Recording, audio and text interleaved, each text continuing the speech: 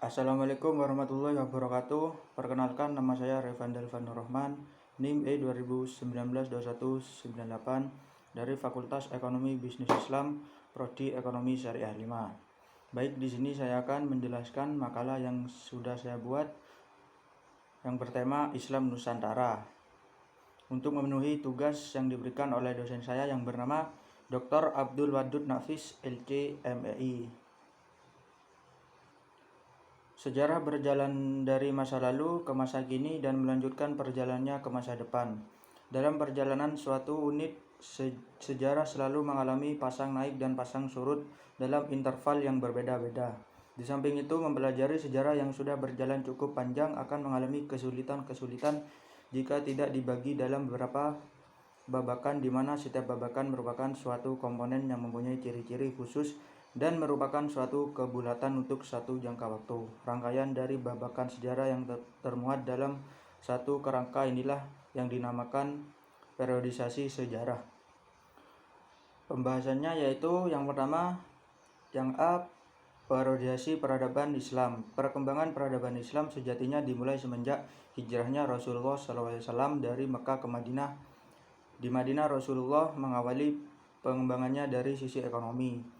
Hal pertama sekali yang dilakukan beliau ialah mempersaudarakan kaum muhajirin dan ansor.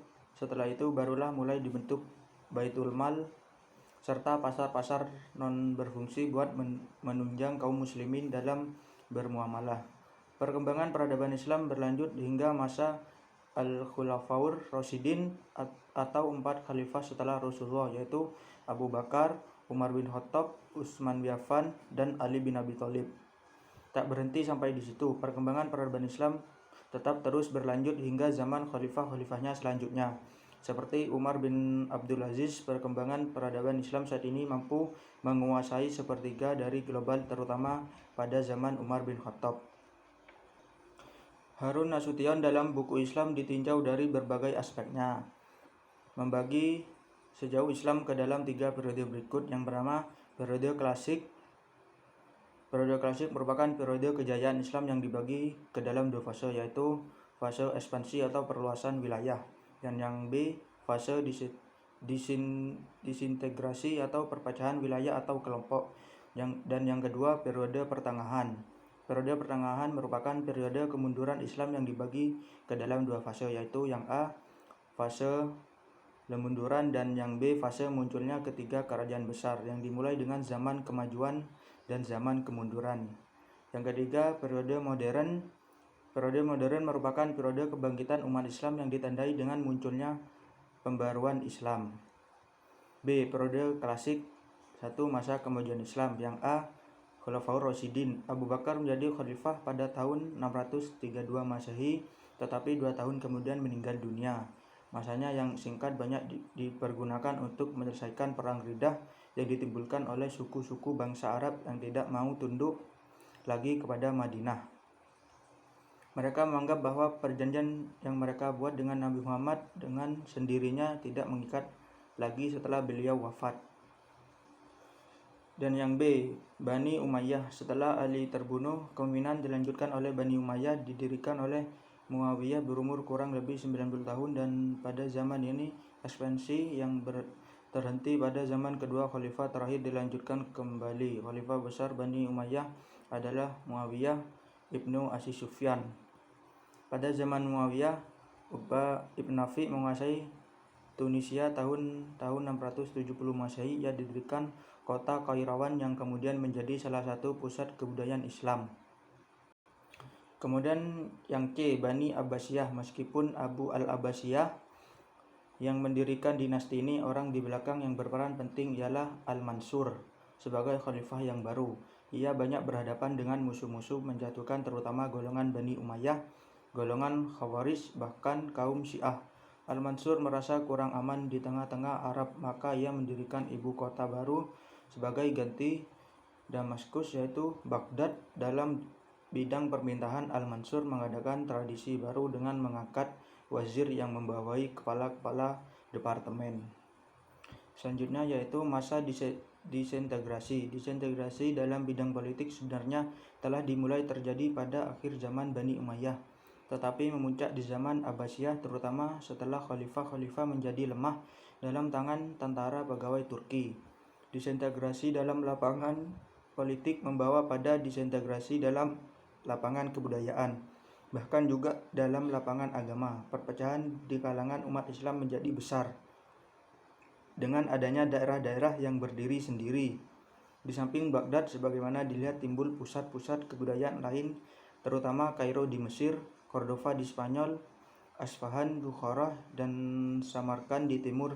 Dengan timbulnya pusat-pusat yang berada di bawah kekuasaan Persia, bahasa Persia meningkat menjadi bahasa kedua di dunia Islam. Pada zaman disintegrasi ini, ajaran-ajaran sufi yang ditimbul pada zaman kemajuan satu mengambil bentuk tarikat. C. Periode pertengahan. Periode ini dibagi ke dalam dua masa, yaitu masa kemunduran satu dan masa tiga kerajaan besar. Yang pertama, masa kemunduran. Pada masa kemunduran satu ini, desentralisasi dan disintegrasi dalam dunia Islam meningkat. Pada zaman ini pula terjadi kehancuran khilafah. Secara formal, Islam tidak lagi mempunyai khalifah yang diakui oleh seluruh umat sebagai lambang persatuan, dan ini berlaku sampai kerajaan Utsmaniyah mengangkat khalifah baru di Istanbul pada abad ke-16. Bagaimana yang merupakan pusat dunia Islam jatuh ke tangan non-Islam untuk beberapa waktu, dan terlebih dari itu Islam hilang dari Spanyol. Dan yang kedua yaitu masa tiga kerajaan besar. Masa ini dibagi ke dalam dua fase, yaitu fase kemajuan dan fase kemunduran. A. Fase kemajuan. Fase kemajuan ini merupakan kemajuan Islam dua. Tiga kerajaan besar yang dimaksud adalah kerajaan Utsmani di Turki, kerajaan Safawi di Persia, dan kerajaan Mughal di India. Sultan Mahmud Al-Fatih dari kerajaan Utsmani mengalahkan kerajaan Bizantium dengan menduduki Istanbul pada tahun 1453 Masehi. Masing-masing dari ketiga kerajaan besar tersebut mempunyai masa kejayaan sendiri, terutama dalam bentuk literatur dalam besar Turki pada masa-masa sebelumnya.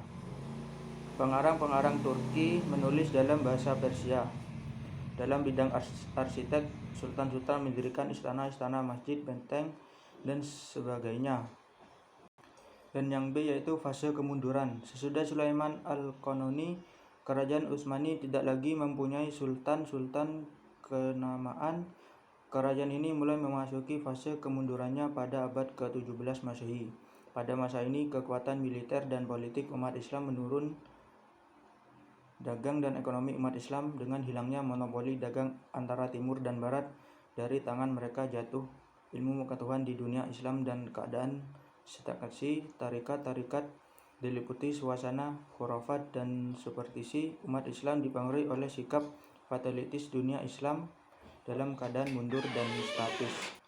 Selanjutnya yaitu periode modern. Periode ini merupakan zaman kebangkitan Islam. Ekspedisi Napoleon di Mesir yang berakhir pada tahun 1801 Masehi membuka mata dunia Islam, terutama Turki dan Mesir, akan kemunduran dan kelemahan umat Islam. Di samping kemajuan dan kekuatan barat, raja dan pemuka-pemuka Islam mulai berpikir dan mencari jalan untuk mengembalikan balance of power yang telah pincang dan membahayakan Islam. Selanjutnya yaitu ilmu pengetahuan adalah sumber kejayaan dan kemuliaan sebuah umat. Tanpa memiliki ilmu pengetahuan, maka sebuah umat dan hidup dalam sebuah masa yang dipenuhi kegelapan tanpa ada perkembangan dalam kehidupannya. Bahkan banyak sejarawan yang barat yang mengakui tentang sejarah peradaban Islam sebagai ilmu pengetahuan. Baik, cukup itu yang bisa saya sampaikan.